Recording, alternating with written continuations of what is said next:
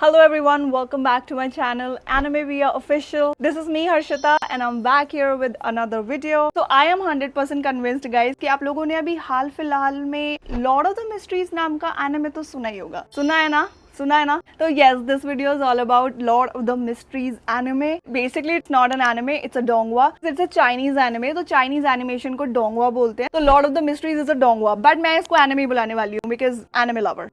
सबसे पहली बात तो ये लॉर्ड ऑफ द मिस्ट्रीज नाम का ये डोंगवा एनिमे गाइस इतना पॉपुलर हो रहा था लाइक उसके जस्ट जब मैंने स्टार्ट किया था उस टाइम पे सिर्फ 2 एपिसोड्स आए थे इसके, ठीक है. एंड मैंने इंटरनेट पे देखा कि ये इतना हाइप कर रहे थे लोग इस एनिमे को कि ये तो पीक फिक्शन है. मतलब सिर्फ 2 एपिसोड्स आए थे and people were like literally calling it peak fiction. And कुछ लोग तो इसको एओटी से भी कंपेयर कर रहे थे guys. Like people were saying कि इसका जो पावर सिस्टम है एंड जो वर्ल्ड बिल्डिंग है story it's better than AOT like attack on Titan. तो आई वाज लाइक देखना पड़ेगा. लिटरली इस चीज ने मुझे कन्विंस कर लिया था कि मैं ये एनिमे ट्राई करूं डोंगवा. ठीक है, तो मैंने ये सुनकर स्टार्ट कर दिया ये एनिमे. जब इसके 2 एपिसोड्स आए थे तब तो मैंने जब उसका फर्स्ट एपिसोड देखना शुरू किया guys, trust me I was like मेरे को कुछ समझ क्यों नहीं आ रहा है. मुझको लिटरली कुछ समझ नहीं आ रहा था कि चल क्या रहा है उसमें, एनिमे हो क्या रहा है उस एनिमे में. लेकिन visually it was so beautiful to watch क्योंकि एनिमेशन क्वालिटी ऐसी जबरदस्त थी गाइस. बहुत ही 3D लेवल की एनिमेशन थी एंड बहुत ही ब्यूटीफुली जो वो पूरे फ्रेम्स होते हैं ना वो मूव कर रहे थे इस एनिमे में. तो it was looking very nice. तो visually it was like 100 out of 10. But story wise मुझे कुछ समझ नहीं आता. आई वाज लाइक ये चल क्या रहा है इस एनिमे में. सबसे पहली बात तो मुझे ये बाद में समझ आया कि ऐसा क्यों हुआ, क्योंकि जब मैंने बाद में थोड़ी 2 एपिसोड देखने के बाद जब मैंने रिसर्च करी तब मुझे पता चला कि इसका वर्ल्ड बिल्डिंग और power system is a bit difficult to understand. थोड़ा सा कॉम्प्लिकेटेड है. तो उसका ना उन्होंने इतनी इन्फॉर्मेशन एनिमे में दी ही नहीं थी तो कुछ समझ ही नहीं आ रहा था. क्योंकि जब आपका ऑलरेडी कॉम्प्लेक्स पावर सिस्टम है और उसकी आपने इन्फॉर्मेशन प्रॉपरली नहीं दी है तो ऑब्वियसली व्यूअर्स को समझ नहीं आएगा. तो मुझे भी बिल्कुल मेरे ऐसे सर के ऊपर से सब चला गया पहला एपिसोड. लेकिन बस मैंने पहला एपिसोड इसलिए खत्म कर दिया था क्योंकि वो देखने में बहुत अच्छा लग रहा था बिकॉज ऑफ द एनिमेशन. लेकिन उसके बाद गाइज आई वाज लाइक कि जब लोग इसकी इतनी तारीफ कर रहे थे तो आई वाज लाइक कि फिर मुझे कुछ समझ क्यों नहीं आया. लाइक अगर ये इतना अच्छा एनिमे है तो कोई तो इशू है. तो मैंने फिर उसके बाद 2 एपिसोड देखने के बाद मुझे पता था I have to make a video on this. So मैंने पूरी रिसर्च करी तो आई गॉट टू नो कि इसका पावर सिस्टम ये है. मैंने सब समझा एंड आई वाज लाइक ये तो एनिमे में इन्होंने बस जरा सा बस लिटरली बस हल्का सा इंट्रोड्यूस करके छोड़ दिया. Like anime makers were like कि खुद समझ लो इसमें क्या चल रहा है. खैर उसके बाद जब मैंने दोबारा से वो 2 एपिसोड देखे तो बहुत चीज़ें क्लियर हो गई एंड उसके बाद मुझे चीज़ें समझ आनी स्टार्ट हुई. तो I would also suggest you guys कि अगर कोई भी इस एनिमे को बिना वेब नॉवल पढ़े हुए स्टार्ट कर रहा है, लाइक सिर्फ एनिमे देख रहे हो, तो उससे पहले ना इसके पावर सिस्टम एंड इसके बारे में थोड़ा सा रिसर्च कर लो. उसके बाद इस एनिमे को देखना because you won't be able to understand anything. Also guys लेकिन रिसर्च के बाद मुझे ये भी पता चला कि सिर्फ पावर सिस्टम थोड़ा ज़्यादा कॉम्प्लिकेटेड है इसलिए कंफ्यूजन नहीं है. एनिमे में एक्चुअली पेसिंग बहुत ज़्यादा फास्ट है. तब मुझे पता चला कि सिर्फ मैं ही नहीं हूँ, मैं इतनी डम नहीं हो सकती हूँ. It's just actually there is a issue with the pacing and तब मुझे समझ आया कि ये तो मेरी गलती नहीं थी. खैर अभी सुनने में ये आ रहा है कि इसकी पेसिंग 3/4 एपिसोड के बाद से नॉर्मल हो जाएगी एंड अभी आज की डेट में इस एनिमे के 5 एपिसोड्स आ गए हैं जिसमें से मैंने अभी 4 ही देखे क्योंकि 5th कल ही आई थिंक आया था. तो मैंने अभी वो देखा नहीं, मैंने 4 ही एपिसोड देखा है. तो मैंने सुना था कि 3rd एपिसोड से पेसिंग कम होगी बट 4th में मुझे लगी नहीं. बट देखते हैं गाइस, क्या पता 5th एपिसोड से पेसिंग थोड़ी सी स्लो डाउन हो जाए क्योंकि ऐसा होप करना बुरी बात तो नहीं है, राइट. तो गाइस सबसे पहले तो मैं बता दूं कि इसकी जो स्टोरी है वो सेट है 1349 के 5th एपॉक कैलेंडर में एंड उसमें जो सिटी और प्लेस दिखाई है वो थोड़ा हमको विक्टोरियन एरा का थोड़ा वाइब देता है. तो बेसिकली अगर हमारे अर्थ के हिसाब से देखें तो थोड़ा जैसे 19th या 20th सेंचुरी में हमारा यूरोप रहा होगा, कुछ वैसी वाइब आती है उसके वर्ल्ड से. बट वो वर्ल्ड ऐसी बहुत सिंपल सा वर्ल्ड नहीं है जैसे हमारा अर्थ है गाइस. उसको थोड़ा उन्होंने ऐसे गॉथिक सा और थोड़ा steam punk sort of vibe दिया है. तो वो बड़ा देखने में बड़ा अच्छा सा लगता है, विजुअली अपीलिंग लगता है. But at the same time उसमें थोड़ी पावर्स हैं, उसमें थोड़ा सा एडवांस भी दिखाया है उस टाइम को. जैसे वहाँ पे एयरशिप्स हैं, टैरेट कार्ड्स हैं, लाइक जैसे हमारे अर्थ पे ये चीज़ें होती थी ऐसे. उसके भी पीछे एक रीज़न है, वो मैं बाद में बताऊंगी क्या रीज़न है, ठीक है. बट हाँ वहाँ पर वो सब चीज़ें भी अवेलेबल है. तो थोड़ा सा ऐसा स्टीम पंक वाइब में वो वर्ल्ड दिखाया है. अब इसमें पावर सिस्टम क्या है इसकी, वहाँ पे जो नॉर्मल लोग हैं they like normal people, but वहाँ पे कैटेगरी है कुछ पीपल्स की जिनको बियॉन्डर्स कहते हैं, ठीक है. बियॉन्डर्स बेसिकली उनको कहते हैं वहाँ पे जिनमें ना वो कुछ एक टाइप का पोशन बनाते हैं, उसको पी लेते हैं और उनके अंदर मैजिकल पावर्स आ जाती है. एंड बियॉन्डर्स ऐसे ही नहीं बन जाते हैं वहाँ पर, इतना ईजी नहीं है बियॉन्डर बनना क्योंकि नॉर्मल लोगों को वहाँ पर ऐसे नहीं पता है कि वहाँ पे मैजिकल पावर्स भी हैं या ऐसे कोई पोशंस भी होते हैं. सबको ये चीज़ नहीं पता है तो इट्स नॉट वेरी इजी कि आप बस पोशन पी लोगे और आप बियॉन्डर बन जाओगे, ऐसा नहीं है। इस वर्ल्ड में कुछ 7 चर्चेज हैं जो बियॉन्डर्स के एंड चीजों को लाइक कंट्रोल करते हैं, अपने रूल्स रेगुलेशंस बनाए हुए हैं उन्होंने, एंड उस चर्चेज के जो मेंबर्स हैं जो उनको ज्वाइन करते हैं उन लोगों को ये सब सीक्रेट नॉलेज पता होती है। तो इट्स वेरी सीक्रेटिव वो कि ऐसे बियॉन्डर्स एंड ऐसी कुछ चीजें भी होती है इस वर्ल्ड में। अब इसमें पावर सिस्टम का ये होता है गाइस कि जो बियॉन्डर्स होते हैं वो जब भी पोशन पीते हैं उस पोशन के लिए ना 22 पाथवेज हैं इसमें पावर सिस्टम के। तो देयर आर लाइक 22 अलग अलग पाथवेज जो आप बियॉन्डर बनने से पहले चूज कर सकते हो कि आपका कौन से पाथवे लेना है। एंड वो थोड़ा इस पर भी डिपेंड करता है कि आप कौन सा चर्च ज्वाइन कर रहे हो या समथिंग, क्योंकि कौन से चर्च के पास कौन सा पाथवे अवेलेबल है, ऐसा नहीं है कि हर चर्च के पास सारे पाथवे के पोर्शन होते हैं। तो इट्स नॉट लाइक दैट, ठीक है। तो देयर आर 22 अलग अलग डिफरेंट पाथवेज और हर एक पाथवे में 10 सीक्वेंसेज हैं। कॉमन नॉलेज तो ये है कि 9 सीक्वेंसेज होते हैं from 1 to 9, but there is one more sequence which is sequence 0। तो 9 से लेके 0 तक के सीक्वेंसेज हैं यहाँ पर हर एक पाथवे के अंदर। एंड उसमें पावर लेवल ऐसा होता है कि जो 9 नंबर का जो सीक्वेंस है वो सबसे वीकेस्ट होता है और जो 0 नंबर का है वो सबसे ज्यादा स्ट्रॉन्गेस्ट। मतलब जितना ज्यादा कम नंबर का सीक्वेंस पे आप होगे उतने स्ट्रॉन्ग बियॉन्डर आप होगे। एंड गाइस ये नहीं है कि बस एक बार आपने एक पाथवे सेलेक्ट किया, पोर्शन पी लिया तो हो गया, नहीं, हर एक सीक्वेंस के अलग अलग पोर्शंस भी होते हैं और वो आपको वो जो चर्चेस होते हैं वो उसमें एडवांस कराते हैं, बट उसके लिए आपको पहले एक सीक्वेंस को फुल्ली अब्सॉर्ब और सबसे अच्छे से वो करना होता है। तो इट्स नॉट दैट इजी, क्योंकि वो पोर्शन पीने के बाद ना you can actually lose control guys. अगर आप कंट्रोल लूज कर देते हो और साइकोलॉजिकली आपके ब्रेन पे वो हावी हो जाता है वो पोर्शन, तो you become monsters. So it's very risky. अभी गाइस इसमें एक और चीज़ है कि जो 0 नंबर का जो सीक्वेंस होता है उसका पोर्शन या वो पावर इतनी इजीली अवेलेबल नहीं होती है। 9 से 1 तक तो आप फिर भी चर्च में या इधर से एडवांस कर लेते हो, बट 0 लेवल के सीक्वेंस को बेसिकली गॉड टायर सीक्वेंस बोलते हैं। सो वो बेसिकली 0 नंबर का sequence is like a God level power. वैसे तो 1 नंबर का सीक्वेंस भी बहुत ज़्यादा स्ट्रॉन्ग है, लाइक वहाँ पे ऐसे भी बियॉन्डर्स है जो लिटरली वेदर कंट्रोल कर सकते हैं। बहुत ही क्रेजी लेवल की पावर सिस्टम इसमें दिखाई गई है, बट 0 नंबर इज लाइक आप गॉड ही बन गए हो। तो इट्स वेरी हार्ड टू वहाँ तक पहुँचना। अब इसमें गाइज एक और चीज़ है कि ये जो बियॉन्डर्स होते हैं ये पोशन पी करके ये रिस्क होता है कि ये लूज कर सकते हैं कंट्रोल, तो अगर ये मॉन्स्टर बन जाएंगे, ठीक है।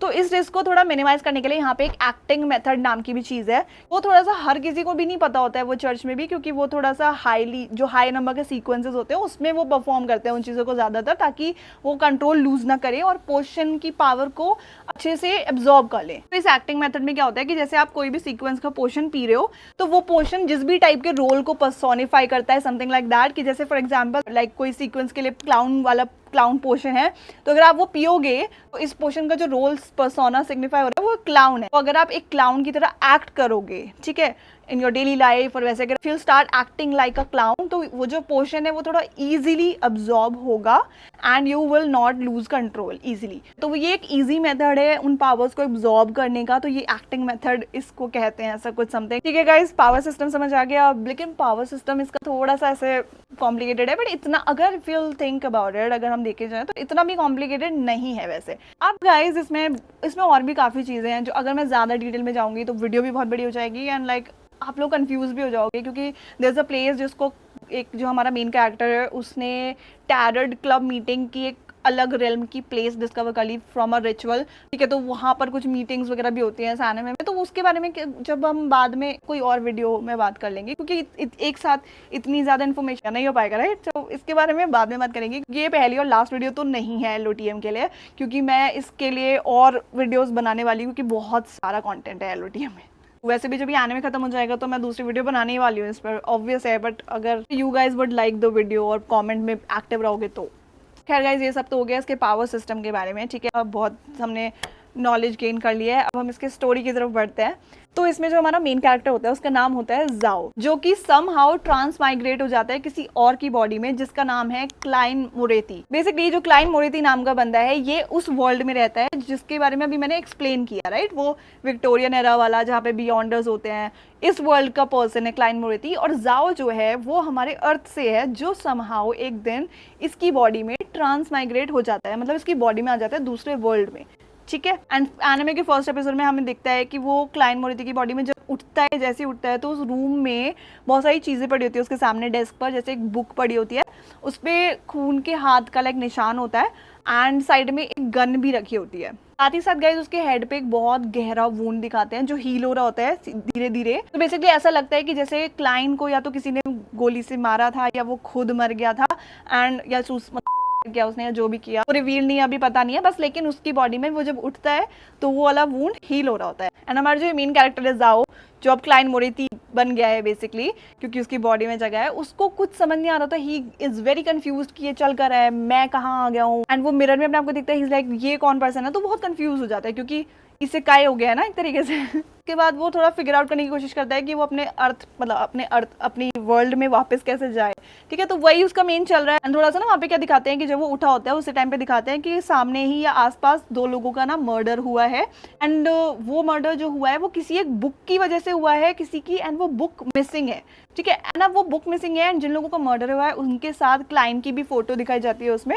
तो कुछ डिटेक्टिव्स जो होते हैं वो पता कर रहे होते हैं कि हुआ क्या है यहाँ पर। एंड क्लाइंट भी जब उठता है उसके सामने जो डायरी पड़ी होती है उसमें कुछ लिखा होता है कि everyone will die including me. इससे ज़्यादा बस इसके ज़्यादा आगे मैं स्पॉयलर्स नहीं दूंगी गाइस, ये बस बहुत ही स्टार्ट है एनिमे का। तो यहाँ से व्हेन यू विल स्टार्ट ना तो थोड़ा आता चला जाएगा आप लोगों को। तो ये हुआ हमारा बेसिकली स्टोरी बिल्डिंग। तो यहाँ से अब वो डिटेक्टिव्स पता कर रहे हैं कि मर्डर क्यों हुआ है, क्लाइंट क्यों मरा था, उसने खुद को गोली क्यों मारी थी, डोंट नो। एंड अब वो डिटेक्टिव जो है वो क्लाइंट के घर पे भी पहुंचते हैं इसी एपिसोड के अंदर। एंड ऐसे करके चीज़ें आगे बढ़ती है। इससे ज़्यादा बताऊंगी तो बहुत ज़्यादा स्पॉइल हो जाएगा, तो यहीं पे ऑल्सो हाँ एक चीज़ तो मैं भूली गई, वो वाली बात की मैंने बताया था ना कि ये वाले वर्ल्ड में पुराना टाइम तो दिखाया है बट थोड़ा सा एडवांस क्यों है, लाइक इसमें एयरशिप्स एंड थोड़ा स्टीम पंक वाइब क्यों है, टायर कार्ड एयरशिप्स ये सब कैथेड्रल्स वगैरह इसमें कैसे हैं क्यों हैं, तो वो उसका रीज़न ये है गाइस, क्योंकि जो ये वर्ल्ड था इसमें जो एक किंग रह चुका है वो रोजेल करके उसका एक नाम होता है, सुना होगा if you watch the first 2 episode, roselle का नाम you will hear a lot of times.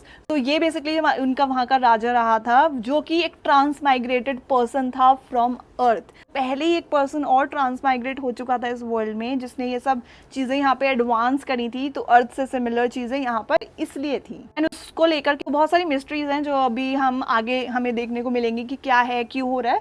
तो that is like this is all about LOTM अभी तक के लिए। बाकी तो गाइस आई रियली होप कि अब थोड़ी सी हल्की सी स्टोरी एंड थोड़ी पावर बिल्डिंग समझने के बाद it will be easier for you to watch the anime. अब जाके एक बार देख लेना, ठीक है, जिन्होंने नहीं देखा है वो तो देख ही लेना, जिन्होंने देख लिया है वो भी दोबारा जाके देख लेना, क्योंकि I am sure it's gonna help you a lot and वो काफ़ी चीज़ें क्लियर हो जाएंगी।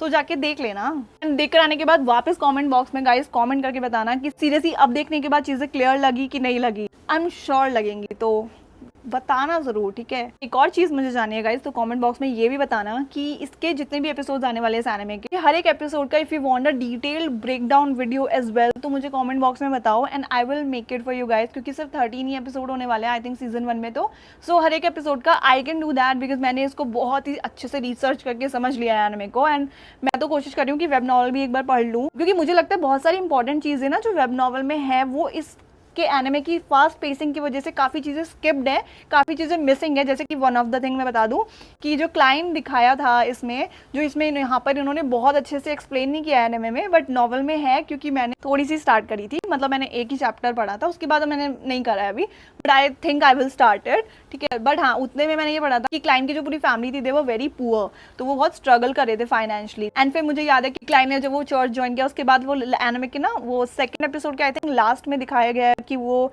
अच्छे प्लेस में शिफ्ट हो गए वो, because now client is earning well. तो ऐसी बहुत सारी चीज़ें हैं छोटी छोटी जो ना इंपॉर्टेंट है, बट उन्होंने ना फास्ट पेसिंग की वजह से बहुत ज़्यादा स्किप कर दिया है और वो ना फील मतलब थोड़ा सा खराब कर रहा है, तो मतलब थोड़ा सा रुइन कर रही हैं चीज़ों को, क्योंकि वो चीज़ें ना थोड़ा सा डेप्थ, कैरेक्टर के डेप्थ में जाने के लिए, स्टोरी की डेप्थ तक जाने के लिए इंपॉर्टेंट होती हैं। मेरे साथ होता है कि मैं जब तक स्टोरी के बिल्कुल डेप्थ तक जाके फील करके ना देखूँ ना चीज़ों को, तो मुझे मज़ा नहीं आता। That is something I really prefer कि फुल फीलिंग के साथ मैं पूरा घुस के देखती हूँ, ठीक है। तो फिर वो वाली चीज़ मिसिंग हो गई है because of the fast pacing, तो इसलिए आई एम थिंकिंग मैं वेब नॉवल करने वाली हूँ। तो अगर if you want a detailed full breakdown videos for all the episodes, do let me know in the comments and I will definitely do that. उसके अलावा जब anime खत्म होगा तो एक वीडियो तो इसकी आनी है, लेकिन उसके लिए भी गाइस कमेंट पे बता देना कि चाहिए या नहीं। पता चला मैं बिना बात ही मेहनत कर रही हूँ, नो क्यों ही करना फिर। खैर गाइस इस वीडियो के लिए बस इतना ही। I will see you guys in the next video, so till then bye. Subscribe कर लेना, बाय।